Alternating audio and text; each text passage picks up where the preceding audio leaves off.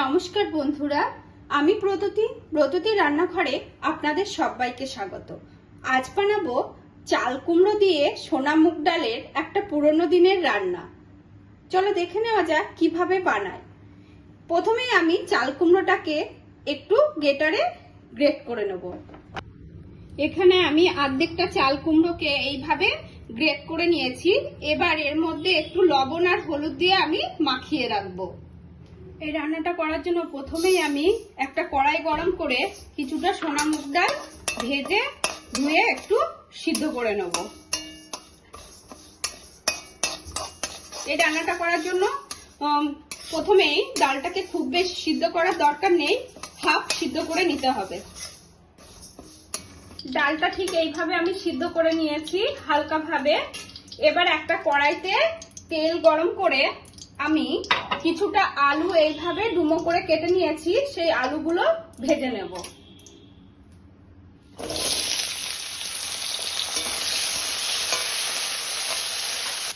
আমার আলুগুলো ভাজা হয়ে গেছে, এবার আমি এটা তুলে নেব।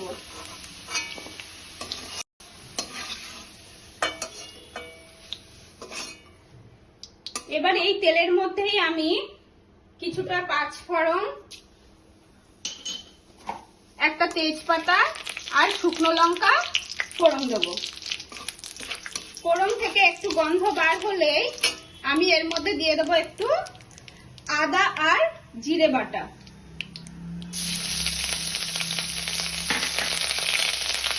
এবার আদা আর জিরে বাটাটা নেড়ে একটু কষিয়ে নেব।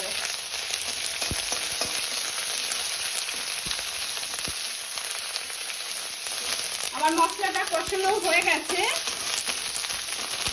এবার এর মধ্যে আমি দিয়ে দেবো যে নুন আর হলুদ মাখিয়ে রেখেছিলাম চাল কুমড়োতে, সেই চাল কুমড়োটা একটু হাত দিয়ে চিপে জলটা বার করে আমি এটা দিয়ে দেবো।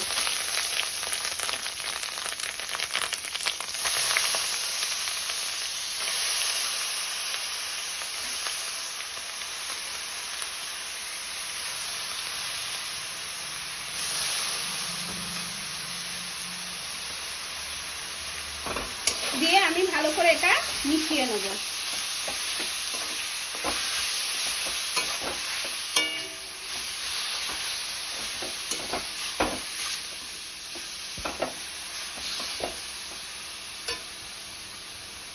এটা মেশানো হয়ে গেছে। এবার আমি দিয়ে দেবো এর মধ্যে ভেজে রাখা আলু।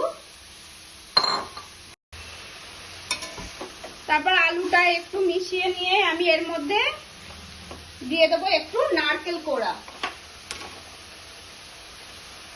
এখানে অর্ধেকটা নারকেল আমি কুড়িয়ে রেখেছি, সেই নারকেল কোড়াটা দিয়ে একটু মিশিয়ে নেব।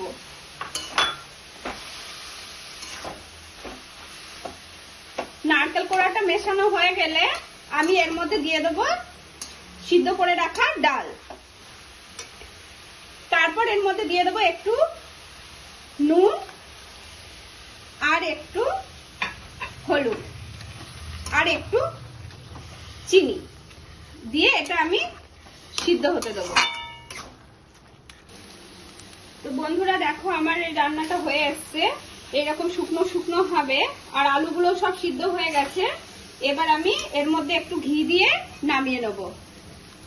তো বন্ধুরা, আমার এই রেসিপিটা যদি ভালো লাগে অবশ্যই লাইক করবে, কমেন্ট করবে আর নতুন বন্ধু হলে আমার পাশে থাকবে। এবার আমি এটা একটা পাত্রে নামিয়ে নেব।